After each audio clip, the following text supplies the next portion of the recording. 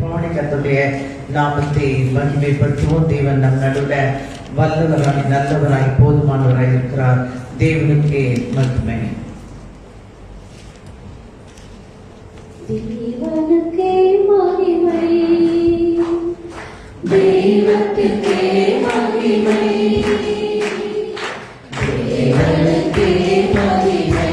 நல்ல கரங்களை உச்சரிப்பார். தெய்வத்துக்கே மகிமை,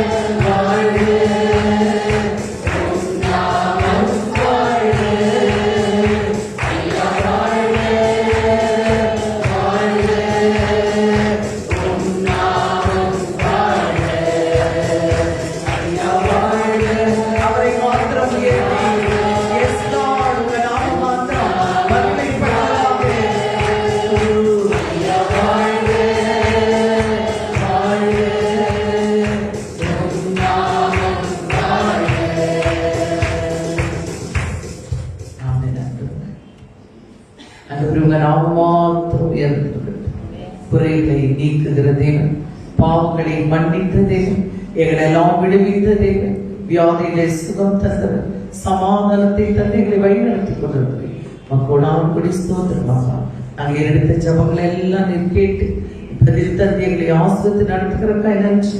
நடுவில் இப்போது எங்களோடு கூட பேசினேன், பெரிய காரியங்களை செய்தலாம்.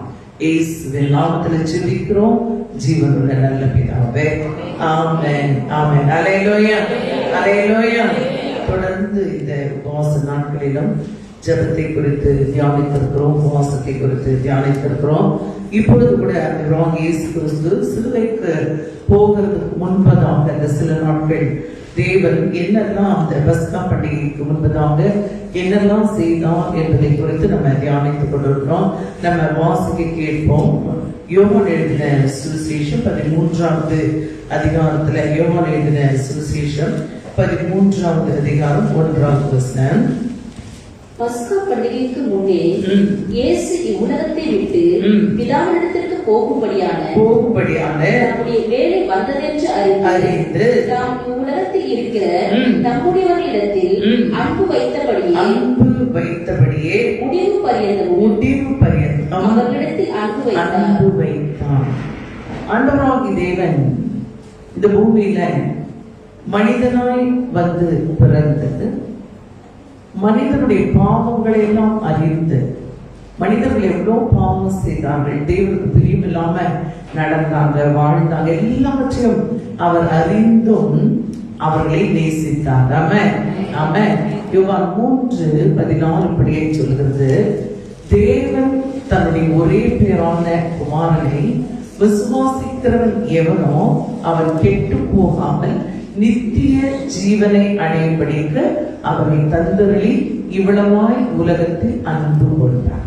நம்முடைய பிதாவாகிய தேவன் இயேசுவை இந்த பூமிக்கு அனுப்பினதன் ஒரே நோக்கம், மனுஷன் கெட்டு போகக்கூடாது.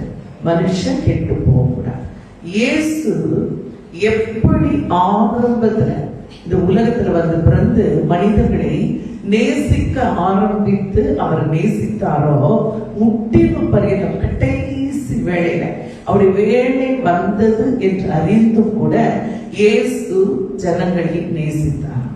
இதுல என்ன பெரிய விசேஷம் அப்படின்னு பார்க்கும்போது, நிறைய பேருக்கு இந்த டிப்ரெஷன், அந்த வார்த்தை மன அழுத்தம் அப்படின்னு சொல்றாங்களே, அந்த மன அழுத்தம் எப்பொழுது வருகிறது அப்படின்னு பார்க்கும்போது, நிறைய பேர் வியாதியின் படுக்கையில இருக்கும்போது மன அழுத்தத்துல இருப்பாங்க. அவ்வளவுதான், இதற்கு மேல நம்ம பிழைக்கவே முடியாது அப்படின்ற சூழ்நிலை வந்துன்னா மன அழுத்தம் வந்துருது. அல்லது ஏதோ ஒரு வியாதி உங்களுக்கு இருக்குது அப்படின்னு டாக்டருங்க சொல்லிட்டாங்கன்னா மன அழுத்தம் வந்துடுது.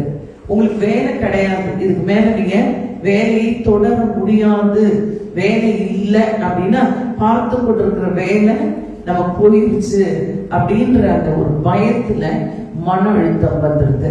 வருமானமே இல்லை, தொழில்கள் நம்ம ஒருவேளை தொழில் செய்யும் போது அந்த தொழில் லாபம் இல்லாமல் போகும்போது, அதை நடத்த முடியாமல் போகும்போது மன அழுத்தம் வந்துடுது. இப்படி நிறைய காரியங்கள் சொல்லிக்கொண்டே போகலாம். எதெல்லாம் நம்ம விரும்புகிறோமோ அது நிறைவேறாமல் போகும்போதும் மன அழுத்தம் வந்து விடுகிறது.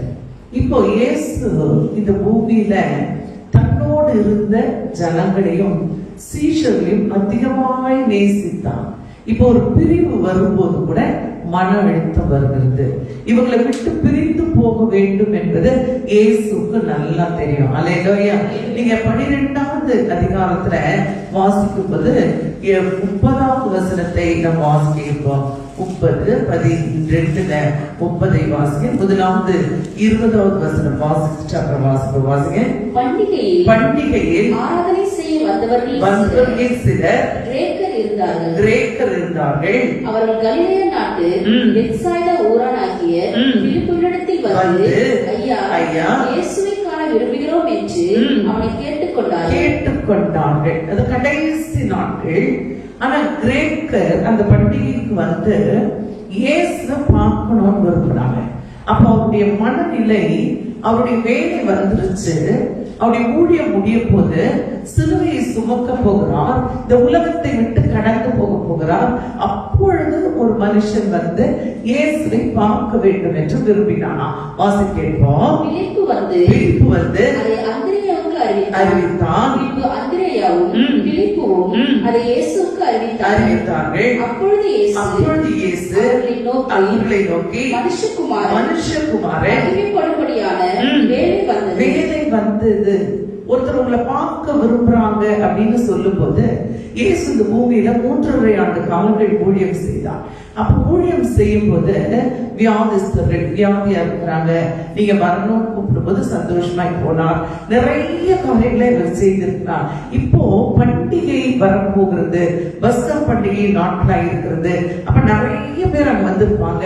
இயேசு அந்த இடத்துல வந்து தேவன் தனக்கு கட்டளையிட்டவர்களை செய்ய ஆயத்தமாயிருந்த போது ஒரு மனுஷன் கிரேக்கனாயிருந்தான். அவன் இயேசுவை பார்க்க விரும்பி சீஷர்களிடத்துல அதை சொன்ன போது அவர்கள் வந்து, பிலிப்பும் அந்திரேயாவும் இயேசுவிடத்துல வந்து இப்படி இந்த மனுஷன் உம்மை பார்க்க விரும்புகிறான்னு சொல்லும் போது அவர் சொல்லுகிறார், மனுஷகுமாரனுடைய வேலை வந்தது என்று வாசிப்போம். மெய்யாகவே நான் உங்களுக்கு சொல்லுகிறேன், கோதுமை மணியானது நிலத்தில் விழுந்து சாகாவிட்டால் தனித்திருக்கும். இயேசு சொல்லுகிறாரு, ஒரு ஊமையை சொல்லுகிறார். உம்மை பார்க்க வேண்டும் என்று ஒரு மனுஷன் விரும்புகிறான்னு சொல்லும்போது சீஷர்களை பார்த்து சொல்லுகிறார், மெய்யாகவே நான் உங்களுக்கு சொல்லுகிறேன், கோதுமை மணியானது நிலத்தில் விழுந்து சாகாவிட்டால் தனித்திருக்கும், செத்ததே ஆகில் மிகுந்த பலனை கொடுக்கும். சொல்லுங்க, சாகல அப்படின்னா ஒரு மனுஷன் வாழ்க்கையில சாக வேண்டும். எப்படி சாகுறது? இந்த மரணம், இன்னைக்கு நிறைய பேரு இயேசுவின் மரணத்தை குறித்து கேலி பேசுறாங்க. சமீபத்தில் கூட ஒரு சில காலைகளை நான் பார்த்தேன். இயேசு அவர் மரிக்கும் போது நடந்த சம்பவங்களை கேலி செய்து நிறைய மனிதர்கள் பேசுறாங்க. நம்முடைய வேதம் எதையுமே ஒழிக்காம உள்ளதை உள்ளதென்றும் இல்லதை இல்லதென்றும் எழுதி வைத்திருக்கிறது. அவர் என்ன செய்தாரா, ஒரு கோதுமை மணியானது நிலத்துல விழுந்து மறிக்கணும்னு சொல்றாரு. நம்மெல்லாம் இன்றைக்கு மறிக்கவே மாட்டேன், நான் சாகவே மாட்டேன்னு எந்த மனுஷனாலும் சொல்லவே முடியாது. அவன் எல்லாருக்கும் எப்படி ஒரு மனுஷனுடைய பிறப்பின் நாள் ஒன்று இருக்கிறதோ அது போலவே மரிக்க ஒரு நாளும் இருக்கிறது. அவன் இந்த மரணத்திலிருந்து தப்பித்துக் கொள்ள ஒருவருக்கு ஒரு வழியுமே இல்லை. இப்ப இயேசு சொல்லுகிறார், ஒரு கோதுமை மணி அது தனித்து இருக்கும். எப்போ அது நிலத்தில் விழாவிட்டால், அது நிலத்துல விழணும் அப்படின்னா என்ன? தன்னுடைய மரணத்தை குறித்து அங்கே இயேசு பேசுகிறார். அது செத்ததே ஆகில் மிகுந்த பலனை கொடுக்குமா? என்ன கொடுக்கும்? ஒரே ஒரு கோதுமை மணி அது விதைக்கப்படும் போது, அது புதைக்கப்படும் போது ஒரு விளைச்சலை உண்டாக்கும். ஆமென். ஒரு கோதுமை மணியானது பல கோதுமைகளை பிறப்பிக்கிற செடியாய் மாறும். ஆமென். அது ஒரு வாழ்வின் திட்டம். அது ஒரு வாழ்வின் திட்டம். ஆண்டவராகிய தேவன் பேசும்போது இல்ல சாகணும், சாகலன்னா தனித்திருக்கும். ஆமென். அடுத்து சொல்லும்போது சொல்லுகிறார், வாசி கேட்போம், ஜீவனை சிநேகிக்கிறவன் அதை இழந்து போவான். நிறைய பேருக்கு தன்னுடைய ஜீவனை சிநேகிக்கிறாங்க. அதனால என்ன செய்யறாங்கன்னா, தங்களை பிடித்ததெல்லாம் செய்யறாங்க. சாப்பாட்டு விஷயத்துல இருந்து, உடைகள் உடுத்திக் கொள்கிறது, தலையை அலங்கரித்துக் கொள்றது. நீ பார்த்து விதவிதமான ஹேர் கட், ஏன் அவங்களுக்கு அது ரொம்ப பிடிச்சிருக்கு. ஆமா, விதவிதமாய் உடுத்திக் கொள்றாங்க, அவங்களுக்கு ரொம்ப பிடிச்சிருக்கு. விதவிதமாய் இன்றைக்கு பார்த்தீங்கன்னா இந்த உலகத்துல ஒரு மனுஷன் அவருடைய தண்ணி குடிக்கிற அளவு அல்லது சாப்பிடுகிற அளவு ஒரு ஏழை பணக்காரன் வித்தியாசப்படுறது இல்லாம எல்லாருமே எவ்வளவு சாப்பிட முடியுமோ அவ்வளவுதான் சாப்பிட முடியும். ஆனா ஒரு ஜீவனை விரும்புகிறதுனால அவர்கள் எக்கச்சக்கமா கோடிகள். நியூஸ் கேட்கும் போது நம்ம நாட்டிலேயே இவ்வளவு கோடி இருக்கு, அப்புறம் இவ்வளவு வறுமையில் இருக்கிறோமே அப்படின்னு நினைக்கத்தக்கதாய் கோடிகளை தனி மனிதர்கள் பதுக்கி வைத்திருக்கிறான். காரணம் என்ன? அவர்கள் மட்டும் 1000 ஆண்டு வாழ போறது போல ஒரு நினைப்பு. சொல்லுங்க. இயேசு மிக தெளிவாய் பேசுகிறார். ஜீவனை விரும்புகிறவன் அதை இழந்து போவான். நாம சொல்லு, வாசி கேட்போம். வாசிக்க, உலகத்தில் ஜீவனை வெறுக்கிறவனோ அதை நித்திய ஜீவ காலமாய் காத்துக் கொள்ளுவான். இங்க இப்ப பேசும்போது விரும்புகிறது வெறுக்கிறது. ஒருவேளை நான் இங்கேதான் இருப்பேன், பேசப்படி சொல்லிருக்கலாம் பிதாவின் இடத்துல. நானே இப்பதான் எங்க இருக்கிறேன், ஒரு வாரம் நான் இருக்கிறேன், இன்னும் நிறைய வேலை இருக்குது. என் சீஷர்கள் கூட இன்னும் முழுசா விசுவாசத்துக்குள்ள வரல, அவங்களால ஒரு அற்புதத்தையும் செய்ய முடியல. இன்னும் கொஞ்சம் காலம் இருந்து செய்து முடித்து விட்டு வருகிறேன்னு பிதாவிடத்துல சொல்லி இருக்க முடியும். ஏசு என்ன செய்தாரா? ஆயத்தமா இருந்தார். எப்போ பிதா எதை சொன்னாலும் செய்ய ஆயத்தமா இருந்தார். அல்லேலூயா. சொல்லும்போது சொல்லுகிறார், வெறுக்கணும்.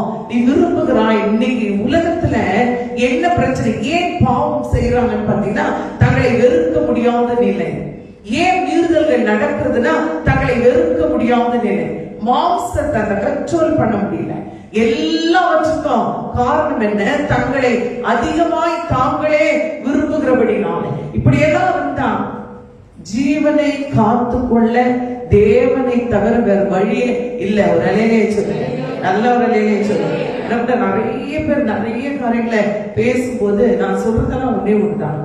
என்னுடைய தேவன் அவருடைய கரத்தினாலே என்னை மூடி மறைத்து பாதுகாத்து வைத்திருக்கிறார். அவன் அவருடைய கரத்துல இருக்கிறபடினால நான் விசுவாசத்தோடு இருக்கிறோம். அவன் தேவனுடைய பாதுகாப்பு இருந்தாதான் இன்னைக்கு வாழ முடியுன்ற காலகட்டத்துக்குள்ளாக நம்ம வந்துட்டோம். தேவ பாதுகாப்பை குறித்து அங்க பேசுகிறார். நீ ஜீவனை விரும்பினா அதை இழந்துருவ, நீ ஜீவனை வெறுத்தினா நித்திய காலமாய் அதை பெற்று காத்துக் கொள்ளுவாய். வாசிப்போம். ஆனால் என்னை பின்பற்ற கடவன். நான் எங்கே இருக்கிறேனோ அங்கே என் ஊழியக்காரனும் இருப்பான். ஒருவன் எனக்கு ஊழியம் செய்தால் அவனை பிதாவானவர் கனப்படுவார். ஊழியத்தை குறித்து பேசுகிறார். இவங்க ரெண்டு பேருமே சீஷர்கள். ஒருவன் எனக்கு ஊழியம் செய்வானால் அவனை பிதாவானவர் கனப்படுத்துவார். ஆமென் சொல்லுங்க. அவன் என் ஊழியக்காரன் என்னோடு கூட தான் இருப்பான் என்று பேசுகிறார். நித்தியமாய் தேவ பிள்ளைகள் தேவனோடு கூட இருக்கும்படி அழைக்கப்பட்டவர்கள். அல்லேலூயா. தொடர்ந்து இயேசு சொல்கிற வாசிப்போம். இப்பொழுது கலங்குகிறது. யார் சொல்றது? இயேசு சொல்றாரு, என் ஆத்துமா கலங்குகிறது. ஒரு மனுஷனோட ஃபீல், அந்த டிப்ரெஷன் சொல்றமே, ரொம்ப மன அழுத்தமா இருந்து, எனக்கு பாரமா இருந்து, எனக்கு துக்கமா இருந்து, எனக்கு கவலையா இருந்து, எனக்கு இந்த வீடு பிடிக்கல, இந்த குடும்பம் பிடிக்கல, இந்த வாழ்க்கை பிடிக்கல, பிள்ளைகள் பிடிக்கல, மனைவி பிடிக்கல, கணவன் பிடிக்கல, இருக்கிற இடம் பிடிக்கல, எதுவுமே பிடிக்கல. ஆனா காரணம் என்ன அப்படின்னு கேட்டு பாருங்களேன். அப்படி சொல்றவங்களை பார்த்து காரணம் என்னன்னு கேட்டு பாருங்க. அது பிரதானமாய் மூச்சே காரணமாக தான் இருக்க முடியும். ஒன்று, பணம் இல்லாத நிலை. அவங்க என்ன நினைச்சாங்க, பணம் இருந்தா எல்லாம் நல்லா இருக்கும்னு நினைக்கிறாங்க. பணம் இல்லைன்னு சொல்லுவாங்க. இல்ல, அல்லது எனக்கு சுகமே இல்லை. மூன்றாவது, நான் விரும்பின வேலையோ அல்லது நான் நினைத்த வாழ்க்கை எனக்கு அமையலன்னு சொல்றாங்க. ஒருவேளை எல்லாமே அமைந்தாலும் கூட பலருடைய வாழ்க்கையில சமாதானமே இல்லை. காரணம் என்ன? கோதுமை மணியானது நிலத்துல விழுந்து சாக ஆயத்தமாயிருக்கிறான். அவன் அப்பொழுதுதான் மிகுந்த பலனை கொடுக்கும். அது தன்னைத்தான் வெறுக்கிற நிலை. இப்ப இயேசு சொல்லுகிறார், என் ஆத்துமா கலங்குகிறது. வாசிப்போம். நான் என்ன சொல்லுவேன்? பிதாவே, சொல்வேனோ ஆகிலும் இதற்காகவே வேலைக்குள் வந்தேன். ஆண்டவரே, இது வேணாம் ஆண்டவரே, நான் ரட்சிங்க ஆண்டவரே. நம்ம சொல்றோம் இல்லையா, ஆண்டவரே என்னால சுமக்க முடியல, இந்த வாரத்தை என்னால சுமக்க முடியல, இந்த கவலையை என்னால சுமக்க முடியல.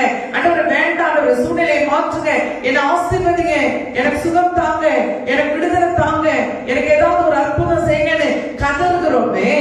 இயேசு இங்கே சொல்லுகிறான், என் ஆத்துமா கலங்குகிறது. ஆனா நான் என்ன சொல்லுவேன்? பிதாவே என்னை ரட்சிக்கன்னு சொல்வேனா? அப்படி சொல்ல மாட்டேன். இந்த வேலைக்காகவே இந்த வேலைக்குள் வந்தேன். அவன் இந்த டைம் எனக்கு தெரியும், ஒரு நாள் உண்டு, அந்த ஓட்டத்தை ஓடி முடிக்கிற நாள். அல்லேலூயா. இயேசு மிகப்பெரிய மன அழுத்தத்துக்குள்ளாய் போக வேண்டிய சூழ்நிலையில இருந்தும் கூட இயேசு பிதா தன்னோடு கூட இருக்கிறது. அவர் எதற்காக அழைக்கப்பட்டாரோ அதை செய்து முடிக்க ஆயத்தமாயிருந்தார். அல்லேலூயா, அல்லேலூயா. நம்முடைய வாழ்க்கையில கூட தேவன் இதைத்தான் எதிர்பார்க்கிறார். எனக்கு ஒருவன் ஊழியம் செய்தால் என்னோடு கூட இருப்பான். நாம பிதா அவனை கனப்படுத்துவார். அல்லேலூயா. தொடர்ந்து பேசுகிறார். வாசிப்போம். பிதாவே நாமத்தை மகிமைப்படுத்தும் என்றார். அப்பொழுது மகிமைப்படுத்தினேன். இப்ப பேசுறார் இயேசு. ஆண்டவரே, உம்மை ஒரு ஆள் பார்க்க வந்திருக்கிறான்னு தான் சீஷர்கள் சொன்னாங்க. பிலிப்பு மந்திரியா அவர் பாட் பேச ஆரம்பிச்சாரு. அப்படின்னா என்ன அர்த்தம்? அவர் நிறைய பேச விரும்பினார். இவர்கள் எல்லாம் பண்டிகையில வேற வேற வேலையை செய்துட்டு இருந்தாங்க. இன்ஃபர்மேஷன் கேதர் பண்றாங்க. இது இங்க போனா, பிலிப்பு இங்க போகிறான், அந்திரேயா ஒரு இடத்துல, யோவான் ஒரு இடத்துல, யாக்கோபு ஒரு இடத்துல, ஒவ்வொருத்தரும் ஒவ்வொரு இடத்துல இருக்கிறாங்க. இயேசு ஒரு இடத்துல இருக்கிறார். அவர் இடத்துல வந்து நீ சொல்லு அப்படின்னு சொல்லி இவர் பார்க்கிறாரு. சொல்லு. அப்ப அவருடைய நிலைமை அமைதியா உட்கார்ந்து இருக்கிறாரு. இயேசு காத்திருந்திருக்கிறார். வேலை வந்திருக்குது. என்ன இவங்க வந்து பேசும்போது இவர் பேசுற சப்ஜெக்ட் வேற, அவங்க சொன்ன விஷயம் வேற. அவன் இவை பார்க்க ஒரு ஆள் விரும்புதுன்னு சொல்லும் போது ஆண்டவர் பல காரியங்களிலே பேசுகிறதை பார்க்கிறோம். பிதாவே உமது நாமத்தை மகிமைப்படுத்தும் என்று சொன்னாராம். உடனே என்ன செய்தது? அப்பொழுது மகிமைப்படுத்தினேன், இன்னமும் மகிமைப்படுத்துவேன் என்ற சத்தம் வானத்திலிருந்து உண்டாயிற்று. வரலே சொல்லுங்க. இயேசு மனிதனோடு பேசினார். பிதாவே உம்முடைய நாமத்தை மகிமைப்படுத்தும் சொன்ன உடனே வானத்திலிருந்து ஒரு சத்தம் உண்டாயிற்றான். மகிமைப்படுத்தினேன் அப்படின்னா என்ன அர்த்தம்? இதுவரைக்கும் மகிமைப்படுத்தினேன், இன்னும் மகிமைப்படுத்துவேன். அல்லேலூயா. தேவ சித்தம் செய்கிற ஒரு நபரை தேவாதி தேவனாகிய கர்த்தர் பின்னாடி அப்படியே பாதுகாத்து கொண்டே இருப்பான். இன்ச் பை இன்ச்சோட வாட்ச் பண்ணுவான். நீ பேசுகிற வார்த்தைகளை எல்லாம் பதில் தருவான். உன்னோடு கூடவே இருப்பார். அவன் ஏசுக பேசுறாரு. வானத்திலிருந்து ஒரு சத்தம் உண்டாயிற்று. அடுத்து வாசிப்போம்.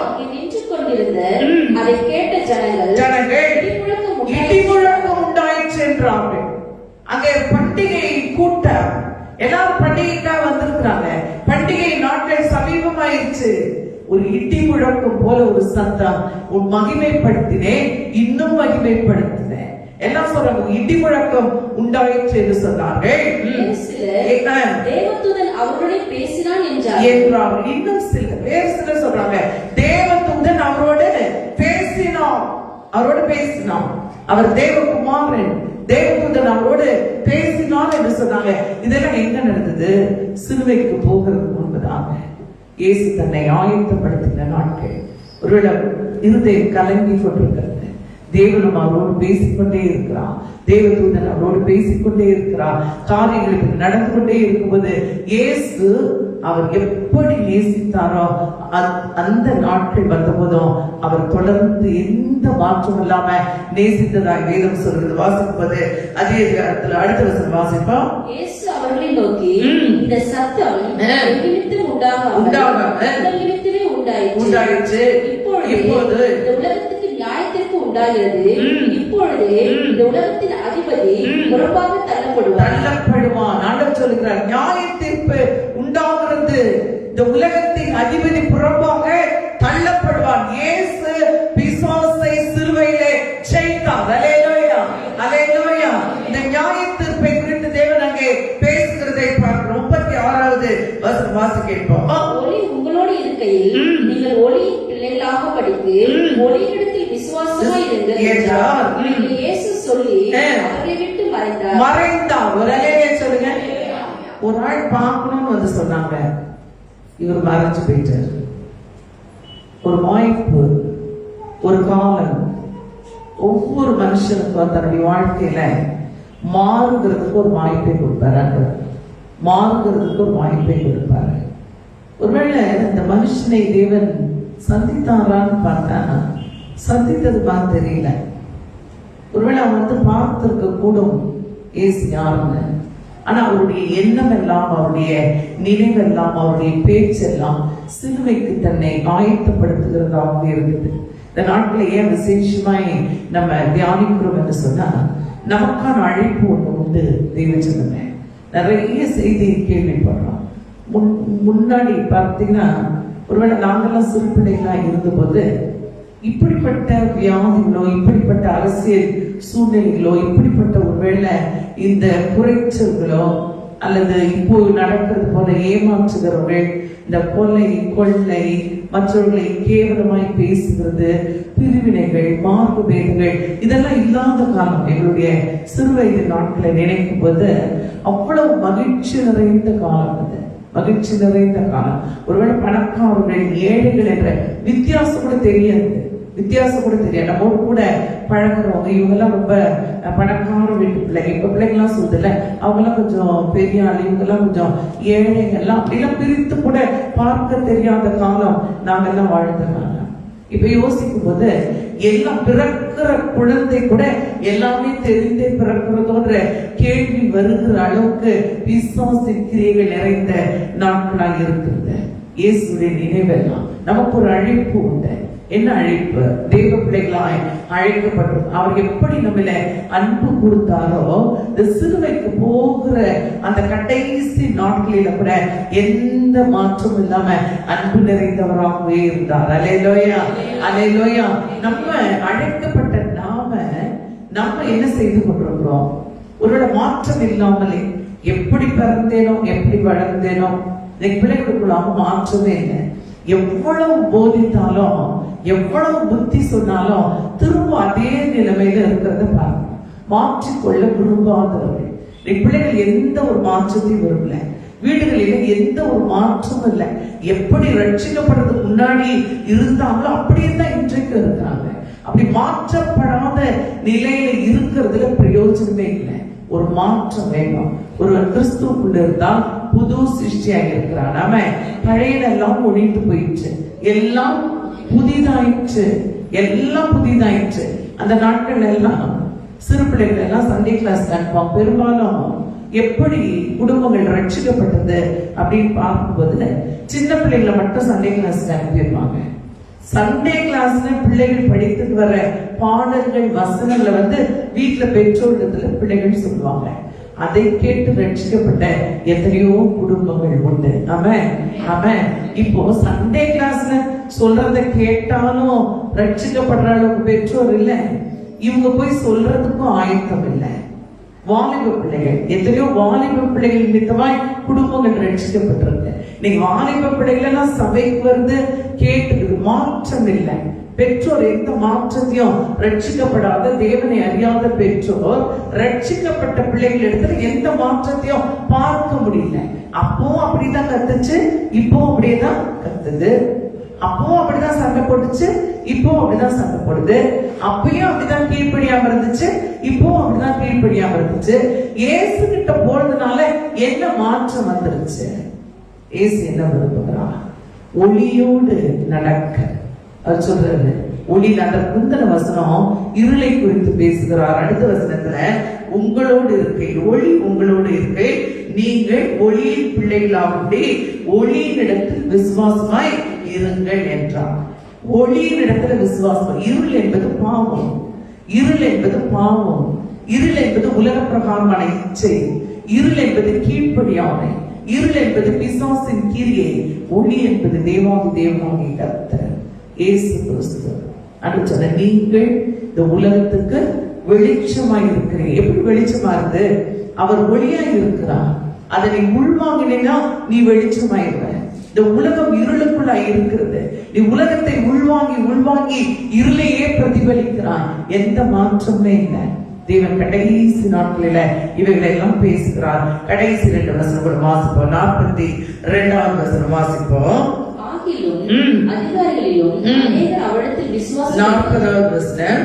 அவர்கள் கண்களினால் காணாமலும் இருதயத்தினால் உணராமலும் குணப்படாமலும் இருக்கும்படிக்கும், நான் அவருடைய ஆரோக்கியமாக்காமல் இருக்கும்படிக்கும் அவருடைய கண்களை அவர் குருடாக்கி அவர் இருதயத்தை கடினமாக்கினார் என்றார். தீர்க்கதரிசி ஏசியா சொல்கிறார். அவங்க கண்ணு இருந்தும் காண மாட்டாங்க, காது இருந்தும் கேட்க மாட்டாங்க, அப்படித்தான் இருப்பாங்க. இன்னைக்கு நிறைய பேரு எவ்வளவுதான் இயேசுவை சிலுவையில் அறைந்தார்கள். நேற்றைய தினத்துல கூட நான் யோசிக்கும் போது ஒரு வசனத்தை வாசிச்சேன். அதுக்கப்புறம் என்னால படிக்க முடியல. அந்த வசனத்தை அழுது வந்து கொண்டே இருந்தேன். என்னால கண்ட்ரோல் பண்ணவே முடியல. நான் எவ்வளவு கண்ட்ரோல் பண்ணி ப்ரே பண்ணிட்டே இருக்கிறாங்க. அந்த ஒரு வார்த்தை உடைக்கிறது இருந்தது. எனக்காகத்தான் ஆண்டவரே, என்னுடைய பாவத்துக்கு தான். ஏன் ஆண்டவரே நாங்கள் எல்லாம் அப்படி பாவம் செய்கிறோம்? உள்ள அப்படி வலிக்குது. ஆண்டவரே, உண்மையிலே திரும்ப திரும்ப சிலுவையில அடிக்கிற நபராய் இருக்கிறோம் சாமி. நாங்க எங்களுக்காக நீ சிலுவையில ரத்தம் சிந்தி மறித்து எங்களை எல்லாம் கழுவி பரிசுத்தவான்களாய் நீதிமான்களாய் மாற்றி இருக்கிறார்கள். ஆண்டவரே, என்னுடைய ஸ்பீச் சந்ததி, ஆண்டவரே, என்னுடைய பிள்ளைகள், என்னுடைய சபை, விசுவாச குடும்பங்கள் பரிசுத்தமாக அந்த சிலுவை காட்சியை பார்த்த பின்னும் கூட பாவத்துக்குள்ளே இருக்கிறாங்க. ஆண்டவரே, பாழான உலக பிள்ளைகளை அழித்து விடும் என்று அறிந்தும் கூட இன்னைக்கு தெரியல. பிள்ளைகளுக்கு புதை குழிக்குள்ளாய் போய்கொண்டே இருக்குது.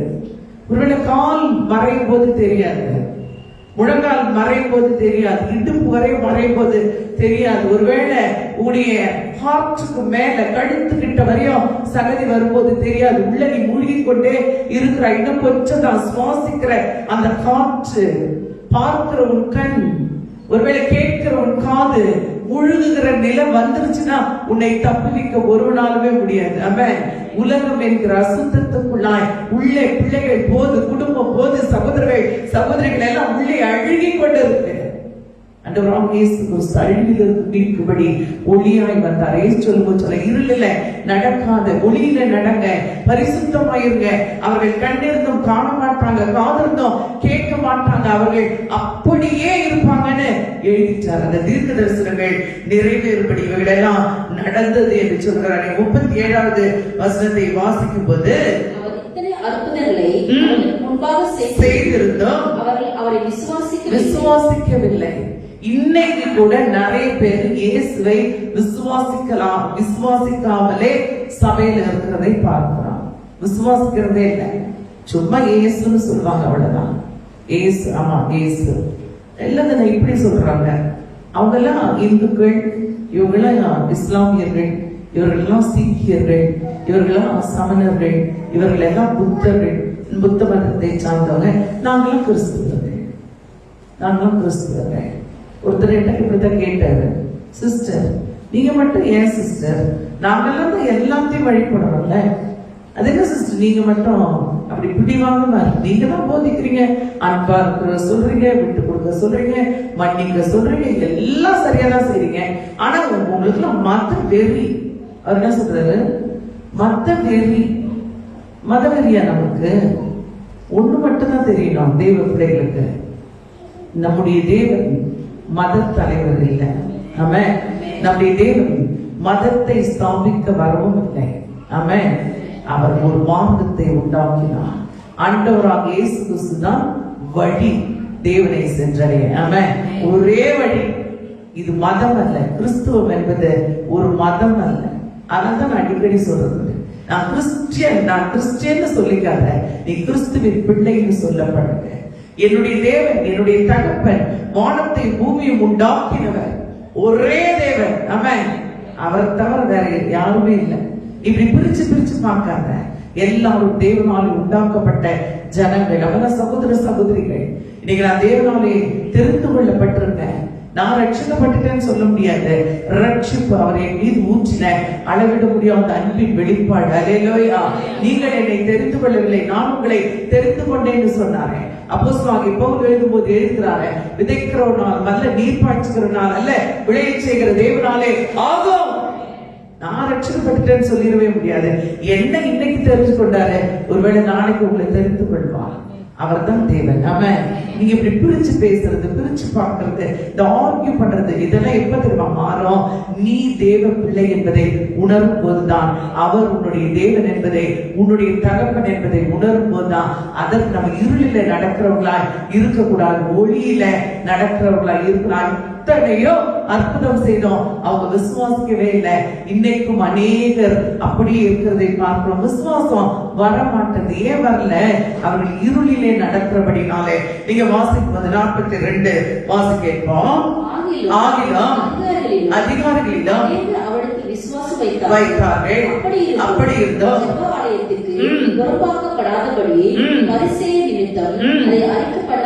இருந்தார்கள். அவர்கள் தேவனால் வருகிற மகிமையிலும் மனுஷால் வருகிற மகிமையை அதிகமாய் விரும்பினார். இன்னைக்கு நிறைய பேர் கூட இப்படி இருக்கிறாங்க. நிறைய பேர் விசுவாசிக்கிறாங்க, வெளியே சொல்ல மாட்டாங்க. Secret Christians. ஏன் அப்படின்னா, இங்க ஒரு காரணம் சொல்லப்பட்டிருக்கு. தேவ ஆலயம் ஒன்று இருந்தது. அப்போ தேவ ஆலயத்துக்குள்ள நீ இருக்கணும் அப்படின்னு சொன்னா கிறிஸ்துன்னு சொல்லக்கூடாது. இயேசுவை தேவன் சொல்லிட்டாலும், அவர் ரட்சகர்னு சொல்லிட்டாலும் நீ அங்க உள்ள இருக்க முடியாது. அங்க நிறைய குழுக்கள் இருக்குது. இன்றைக்கு கூட இருக்குது சர்ச்சஸ்ல எல்லாம். அந்த கமிட்டி போல அதுக்குள்ள நீ இருக்க முடியாது. அதனால பயந்து அவருடைய விசுவாசத்தை வெளிப்படுத்தவில்லை. அதனால அந்த வசனம் எழுதப்பட்டிருக்குது, அவர் தேவனாலே அவர்கள் வருகிற மகிமையை விட உலக மனுஷனாலே வருகிற மகிமையை அதிகமாய் விரும்பினார்கள். அல்லேலூயா. நம்ம யாராலே வருகிற மகிமையை விரும்புகிறோம்? தேவாதி தேவனாகிய கர்த்தர் சொல்லுகிறான், உலகத்துக்கு முன்பாக என்னை ஒருத்தன் அறிக்கை பண்ணுவான் என்று சொன்னார், பிதாவுக்கு முன்பாக நான் அவனை அறிக்கை செய்வேன். ஆமென், ஆமென். ஒருவேளை நம்ம உலகத்துக்காக எந்த வேஷத்தையும் போடுகிற நபரா இருக்கக்கூடாது. ஆமென். தேவனுடைய நாமம் மகிமைப்படும்படி இந்த கடைசி நாட்களில இயேசு இவர்களெல்லாம் சொல்லுகிறான், இவர்கள் இப்படி இருக்கிறார்கள், நீங்கள் இப்படி இருக்கிறீர்கள், நான் இப்படி இருக்கிறேன், ஆனால் தேவன் நம்மை இதற்காக அழைத்திருக்கிறார் என்று பேசுகிறார். கடைசி 2 வசனம் வாசிப்போம். 47, 48 வாசிங்க. ஒருவனின் வார்த்தையை கேட்டும் விசுவாசாமல் போனால் அவனை நான் நியாயம் தீர்ப்பதில்லை.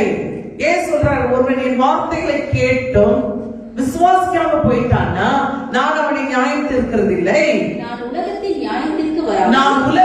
நியாயம் தீர்க்க வராமல் உலகத்தை ரட்சிக்க வந்தேன். சொல்லுங்க. சிலுவைக்கு போக போறார் இயேசு. நியாய தீர்ப்பு வருதுன்னு சொல்றாரு. ஒருவேளை எல்லாரையும் அழிச்சு போட்டுருவாரோன்னு நினைச்சாங்க. ஆண்டவர் அங்கே அதை உறுதிப்படுத்துகிறார். நான் நியாயம் தீர்க்க மாட்டேன். என்னுடைய வார்த்தையை கேட்டும் ஒருவன் அதை விசுவாசிக்காமல் போனால் நான் அவனை நியாயம் தீர்க்கிறது இல்லை.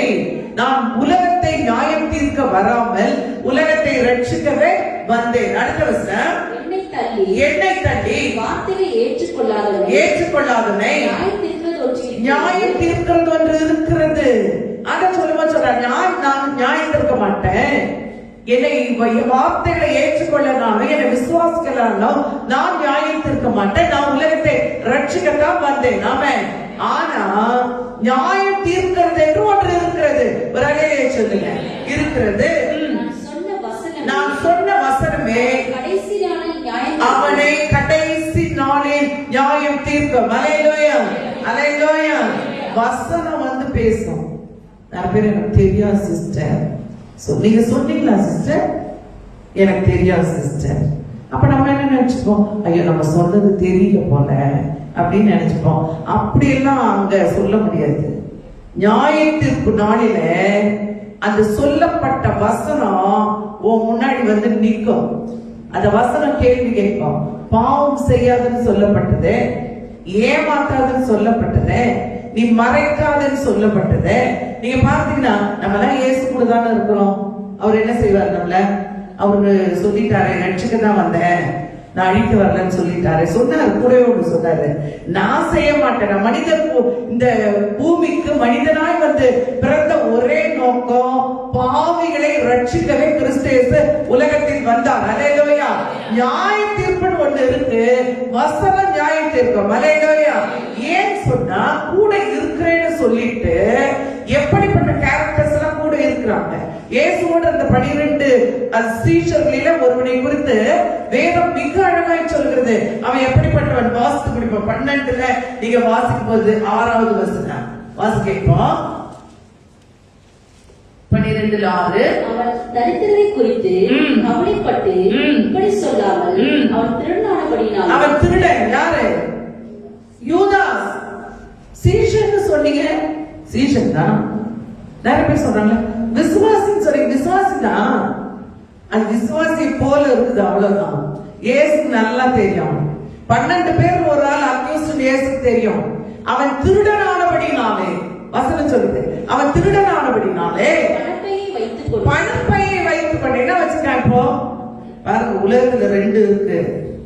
பணப்பைய வச்சிருந்தீங்கன்னா பிசாசுக்கு சொந்தக்காரன், இயேசு வச்சிருந்தீங்கன்னா நீ தேவனுக்கு சொந்தக்காரன். நம்ம பணப்பைய வச்சிருக்கலாம், ஆனால் அவர் கொஞ்சம் ரொம்ப ப்ரௌட் இருக்கு.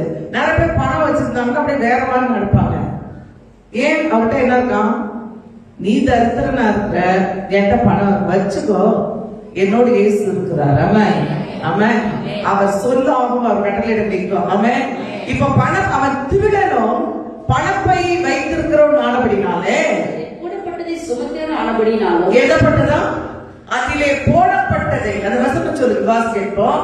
அவன் திருடனும் பணப்பையை வைத்துக் கொண்டு அதிலே போடப்பட்டதை சுமக்கிறோம் ஆனபடினாலும் இப்படி சொன்னான். இப்படி சொன்னான். எப்படி சொன்னான்? இதை வித்து தரித்திரருக்கு கொடுத்திருக்கலாமேன்னு சொன்னான்.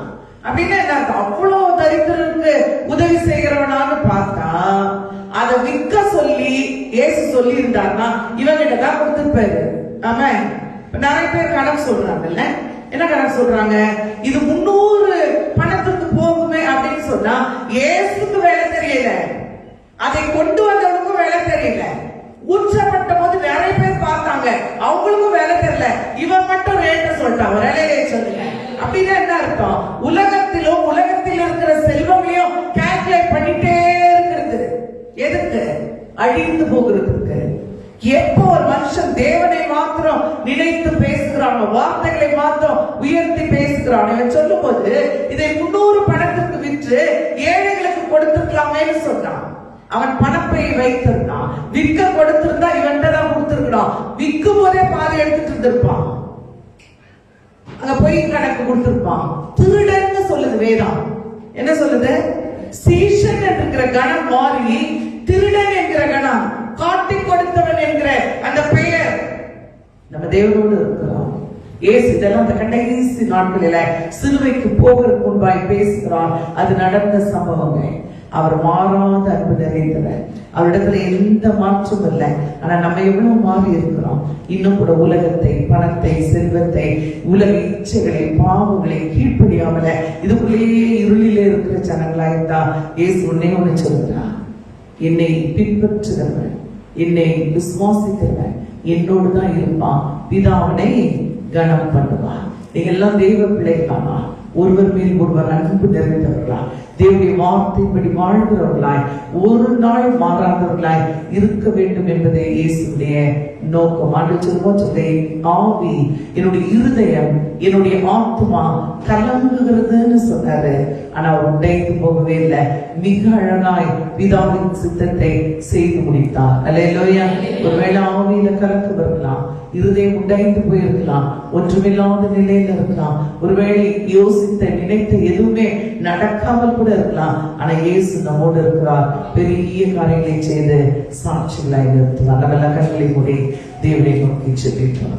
எங்களை அளவில்லாமல் நேசிக்கிற எங்கள் அன்பு தகப்பனே, ஒரு மாற்றம் உண்டாகிட்டாண்டவனே, இருளில் இருக்கிற ஜனங்கள் பேரொழியை கண்டாமல் என்ற வார்த்தைகள் அந்த ரேகத்தால் இன்னும் பாவத்துல, இன்னும் சாபக்கட்டுகளில, இன்னும் அசுத்தங்களில, இன்னும் இச்சைகளில அது உழன்று கொண்டிருக்கிற யாராயிருந்தார் இந்த மாலை வேளையில தூக்கி எடுக்கும்படி நான் செபிக்கிறேன். கழுவி பிரசுத்தமாக்கும்படி செபிக்கிறேன். அன்றுவரே ஆவியில, அன்றுவரே இந்த ஆத்துமா கலங்குகிறதுன்னு சொன்னீங்க. எவ்வளவு உடைக்கப்பட்டிருப்பீங்க சாமி. இவட ஆத்துமா கலங்கி கொண்டிருக்க ஒவ்வொருவரையும் வார்த்தையினாலே தேய்ச்சு தப்பா. அன்றுவரே கத்தாவும் நீங்க சொன்னீங்களே, பிதா கனம் பண்ணுவார்னு சொன்னீங்க. பின்பற்றுகிறவோடு கூட இருக்க ஒவ்வொருவரையும் பிதாவாகி தேவன் நீர் கனப்படுத்துகிறவர் என்பதை அறிந்திருக்கு. இதை கேட்டுக் கொண்டிருக்கிற எங்களோடு இணைந்து சிரித்துக் கொண்டிருக்கிறேன். சபை குடும்பங்களுக்காக ஒவ்வொருவருக்காகவும் நான் சிரிக்கிறேன்.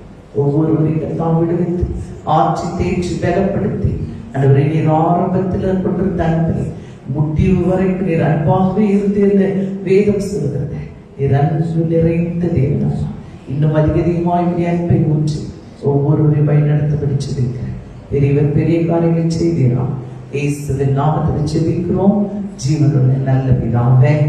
ஆமென், ஆமென். நம்ம எல்லாம் சேர்ந்து சொல்வோம். என் ஆத்துமாவே கர்த்தரை ஸ்தோத்திரி, என் முழுமே கர்த்தர் நாமத்தை ஸ்தோத்திரி, என் ஆத்துமாவே கர்த்தரை ஸ்தோத்திரி, கர்த்தர் செய்த சகல உபகாரங்களையும் மறவாதே. ஆமென், ஆமென். பிதாவாகிய தேவனுடைய அன்பும் குமாரனாகிய இயேசு கிறிஸ்துவின் கிருபையும் பரிசுத்த ஆவியானவருடைய அந்யோன்யம் பயன்படுத்தும் சமாதானமும் நம் அனைவரோடும் உலகத்தில் உள்ள சகல பரிசுத்தவான்களோடும் என்றென்றைக்கும் நிலைத்திருப்பதாக. ஆமென், ஆமென். அல்லேலூயா, அல்லேலூயா. கர்த்தர் உங்களை யாவரையும் ஆசீர்வதிப்பார். ஒரு வாழ்த்து சொல்லி கடந்து